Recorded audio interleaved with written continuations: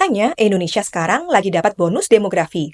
Jumlah penduduk usia produktifnya mendominasi. 7 dari 10 warga di sebuah perkampungan adalah usia siap kerja. Tapi sayangnya, lapangan kerjanya langka. Jumlah pengangguran, nauzubillah banyaknya. Mirisnya justru banyak gelombang PHK. Kemarin sempat ramai hashtag kabur aja dulu. Mungkin ini bentuk pertahanan hidup di saat negara nggak mampu nyediain lapangan kerja yang cukup. Jepang salah satu negara yang menjadi incaran, karena di sini justru lagi krisis tenaga kerja usia muda. Kebalikan Indonesia, Jepang justru didominasi warga lansia. Jadi nggak heran banyak tersedia lapangan kerja.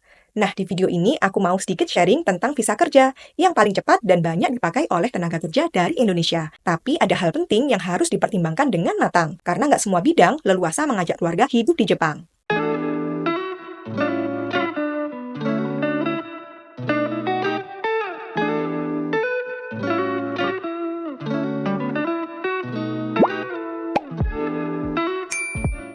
Visa Tokutegino atau Specific Skill Worker dibuka Jepang sejak 2019.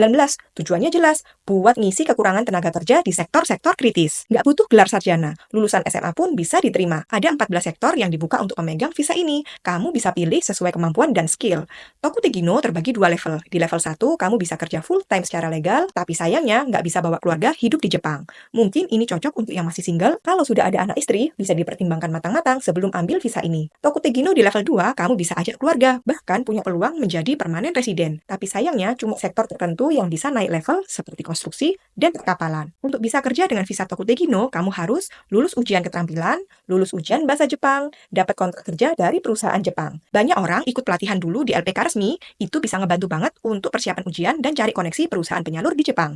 Tapi, kamu juga bisa kok belajar mandiri dan ikut ujiannya langsung tanpa lewat LPK resmi. Gaji pemegang visa Tokutegino bervariasi tergantung sektor dan daerah, tapi umumnya mulai 160.000 sampai 230.000 yen per bulan. Kalau dikonversikan sekitar 18 sampai 30 juta rupiah. Tapi jangan buru-buru senang ya, karena ada potongan pajak dan asuransi yang harus ditanggung. Potongannya bisa 20 sampai 25% dari gaji kotor.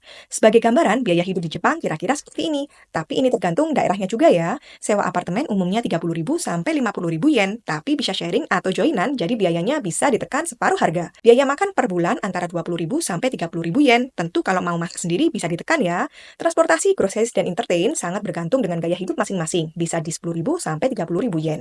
Kalau di total ya antara 45.000 sampai 110.000 yen. Visa Tokutegino emang bisa jadi jalan cepat buat kerja legal di Jepang. Tapi kamu harus ngerti batasannya sejak awal, apalagi kalau kamu berencana tinggal lama, bahkan menetap di Jepang bareng keluarga. Like dan share ke temanmu yang lagi cari cara untuk kerja di Jepang. Tulis mau di kolom komentar kalau pengen dibuatin konten visa kerja yang lebih stabil dan bisa sponsor bawa keluarga hidup di Jepang.